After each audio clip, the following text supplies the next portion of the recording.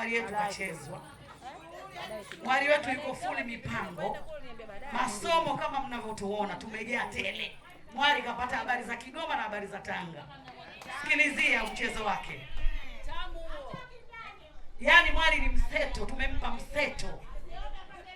Mipango yote mwali wetu anayo. Mimi nikwambie tu mama, usiwe na wasiwasi. Mwali kafundwa kafundika. Mwali kakolea. Kapata mafunzo ya kisawa sawa. Kakaa siku 4 lakini kama kakaa siku 40. Mipango yote tumempa. Kwa hiyo mama usiwe na shaka. Toa shaka. Kitu kimoja tu mama, na mimi nataka nishike cheni yako. Nilikuwa nasikia kwa mbali. Nilikuwa nasikia kwa mbali kuna cheni. Lakini sasa mimi nataka nije na habari nzito, sitaki kushika cheni. Mimi nataka nishike miguu nipate baraka. Wajua mzazi ukimshika mguu unapata baraka sana. Kwanza kupewa mwali ni tunu. Ukipewa mwali umetunukiwa.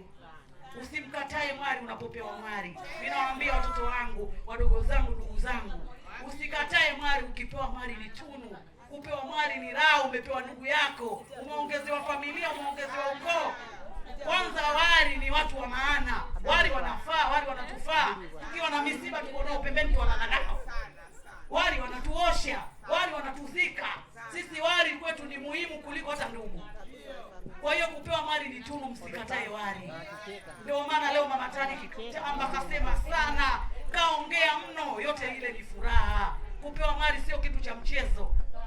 Kwa mama, si twashukuru sana. Twashukuru sana, asanteni sana familia nzima.